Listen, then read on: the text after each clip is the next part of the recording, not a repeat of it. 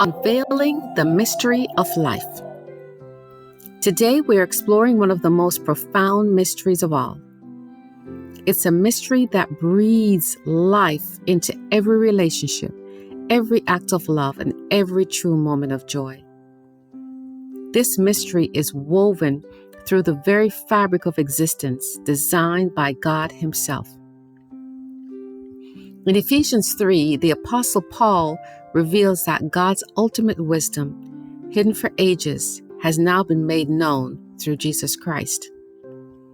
Ephesians 3, 9-12 reads, "And to make all men see what is the fellowship of the mystery, which from the beginning of the world hath been hid in God, who created all things by Jesus Christ, to the intent that now unto the principalities and powers in heavenly places might be known by the church the manifold wisdom of God, according to the eternal purpose which He purposed in Christ Jesus our Lord, in whom we have boldness and access with confidence by the faith of Him." In other words, God wants everyone to understand that from the very beginning, His purpose was to bring people from all backgrounds back into His family. You see, when sin entered the world, it separated every man, woman, boy, and girl born in this world. It separated them from God's kingdom and from God's family. But God's mysterious will and plan has always been to adopt us back into His kingdom and family as His children. To accomplish this, God chose to model a perfect relationship of unity, trust, joyful submission, sacrifice, and humble collaboration with His Son. Through His Son, the mystery has been revealed. Anyone can now come to God through His Son with confidence, not as a stranger, but as a true member of His family, fully loved, accepted, and given the rights of His own children. Now, let's start diving deeper into this mystery.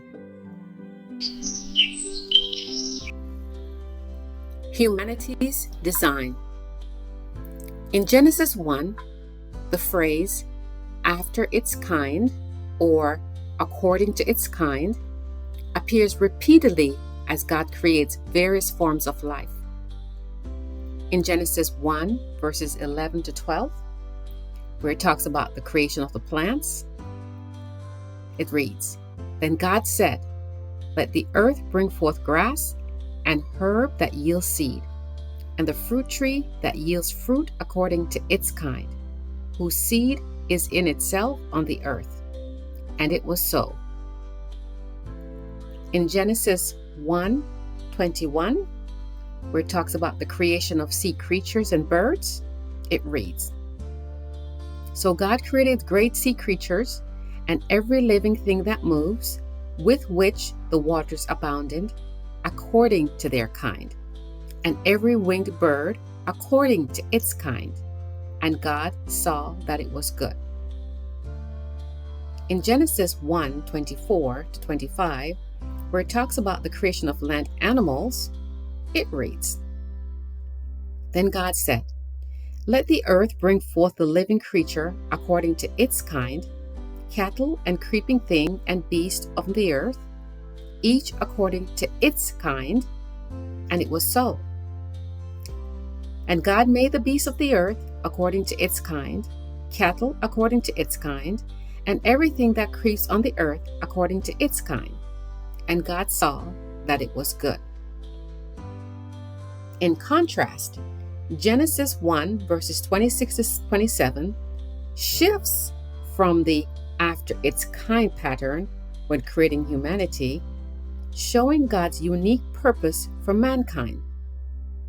It reads, "Then God said, Let us make man in our image, according to our likeness, Let them have dominion over the fish of the sea, over the birds of the air, and over the cattle, and over all the earth, and every creeping thing that creeps on the earth. So God created man in his own image. In the image of God, he created them, male and female, he created them. This distinction emphasizes that, unlike all other creatures created according to their kinds, humans were made extra special in the image of God.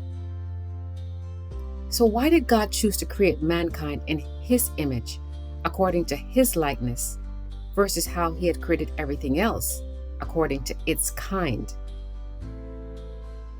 It was so that man would understand and fulfill the mystery of life. To start understanding this mystery, let's go back to the heavenly sanctuary, where God's administration resides. The divine mystery, the heavenly sanctuary. Consider this. God, in his power, could have created the universe alone, but he chose to share his work with his Son. Why would an all-powerful God choose to create in partnership with his Son? It wasn't out of need, nor for efficiency. Rather, it was to demonstrate that unity, humility, mutual submission, and obedience is the foundation of his administration. The relationship of Father, Son, Holy Spirit, and even the unfallen angels demonstrates a relationship of perfect unity, humility, and joyful submission. This heavenly harmony models an awe-inspiring love, one so deep that it transforms power into self-giving and authority into joyful submission. It is a mystery beyond human reasoning. Colossians 1:15-16 describes Jesus as the image of the invisible God, who created all things seen and unseen. Yet Jesus, as we read in Philippians 2, verses 5-8, though he was God, he did not think of equality with God as something to cling to. Instead, he gave up his divine privileges. He took the humble position of a slave and was born as a human being. Jesus, who could have claimed all honor and power, showed us a path of humility, surrender, and obedience to the will of God. Picture the way children or even adults might respond to parental or other authority, often with questioning, sometimes resisting, preferring autonomy over submission. Yet, Jesus, who could have claimed his divine status and argued his case for remaining in glory, did the opposite. He didn't tell the Father he was too high above us to descend into our brokenness. Instead, he willingly embraced humility, choosing obedience over pride and personal comfort, even to the point of death. Jesus' example teaches us that true power lies in submission to God and selfless, sacrificial love for others. God's vision and blueprint for humanity is that all of creation, from the most exalted angels to the lowliest created being, would be grounded in humble, loving submission to the will of the Father, which would then result into perfect harmony and balance in his creation. And mankind, the chief of his creation, made in his image, and given dominion over all creation is to be the shining example of modeling God's character, nature, vision, and blueprint. God designed for the family requires mutual partnership, with both man and woman contributing to bring new life, reflecting the Creator's heart in the family bond. The divine order in relationships. In 1 Corinthians 11, verse 3, this verse points to God's ordered relationships in which loving leadership and humble submission reflect God's perfect design, each role contributing to harmony without hierarchy or control. 1 Corinthians 11, verse 3 reads, "But I would have you know that the head of every man is Christ, and the head of every woman is the man, and the head of Christ is God." There's also an example in the Bible's account of the death of a seed to produce life. In John 12 verses 24, it reads, "Unless a kernel of wheat is planted in the soil and dies, it remains alone. But its death will produce many new kernels, a plentiful harvest of new lives." This principle speaks to sacrifice in God's design, selflessness leading to greater fruitfulness. When a seed dies, it brings forth a harvest, symbolizing how sacrifice and surrender lead to life and abundance. Now, let's turn our attention to some examples from creation and nature. Let's take a look at the ecosystems and their interdependence. Creation itself teaches us that life flourishes when individual parts contribute selflessly to the whole, mirroring God's design for unity and cooperation. Ecosystems thrive because each component, the plants, the animals, the microorganisms, operates in balance. Plants provide oxygen, herbivores feed on the plants, and predators keep the population in check. This mutual dependence sustains life and harmony within nature.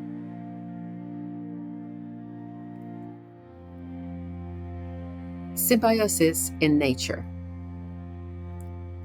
Examples of symbiotic relationships include bees and flowers, where bees pollinate flowers while collecting nectar, and the cleaner fish that eats parasites from larger fish, benefiting both. These relationships reveal how mutual benefit and cooperation produce health and growth, modeling God's intention for interdependent supportive connections. Now, let's turn our attention to the role of gravity in the celestial bodies. The gravitational pull between the sun and the planets keep them in their orbits, creating a stable solar system. This delicate balance allows life on Earth to exist and thrive. Even in the vast cosmos, God's design demonstrates unity through harmonious relationships that sustain life. Each planet follows its course, all orbiting in submission to gravitational laws set by God. So you see, from the very beginning, God embedded His mystery of unity, selflessness, and cooperation in all of creation. Where there is selflessness and unity, life flourishes. But where there is selfishness and division, decay and death take hold. The principles of loving submission and harmonious interdependence are not only found in Scripture, but are written into the very structure of nature itself, showing us that the higher way that God has established. Called to live in a different kingdom. We live in a world that idolizes independence, power, and pride. But the kingdom of God stands in direct opposition to this, marked by sacrificial love, joyful submission, and humble obedience to God's will. Jesus, the King of Kings, told us, "The greatest among you shall be your servant." And he also said, "Whoever wants to be my disciple must deny themselves and take up their cross daily." If we're honest, this standard feels impossibly high. But Jesus shows us the way. And through the Holy Spirit, we are empowered to walk this path. Not by our strength, but by His. There are several scriptures that shows us that it's important to die to self, act with humility and sacrificial love. Matthew 23:11 says, "The greatest among you shall be your servant." Luke 9:23, "Whoever wants to be my disciple must deny themselves and take up their cross daily and follow me." John 15:13 says, "Greater love has no man than this, to lay down one's life for one's friends." Mark 10:45, it reads, "For even the Son of Man did not come to be served, but to serve, and to give his life as a ransom for many." Philippians 2 verses 3-4 says, "Do nothing out of selfish ambition or vain conceit. Rather, in humility, value others above yourselves, not looking to your own interests, but each of you to the interests of the others." So now, let's go into a time of prayer as we reflect on what we've just learned and seek God's help to live according to His kingdom principles. Lord, we see that your ways are higher than our ways, and that you call us to a life of humility, love, and surrender. I confess that I cannot reach a standard on my own. My heart resists. But I am willing to be made willing. I ask for your Spirit to come and transform me, to give me a new heart and a renewed mind. Live your life and nature within me, so that I might reflect the vision and blueprint you've created for humanity, which is to be grounded in humble, loving submission to the will of the Father. That your love, humility, and selflessness would be reflected through me to the world, which would then contribute to the greater harmony and balance in the world. I thank you, Father, for your patience and your endless grace.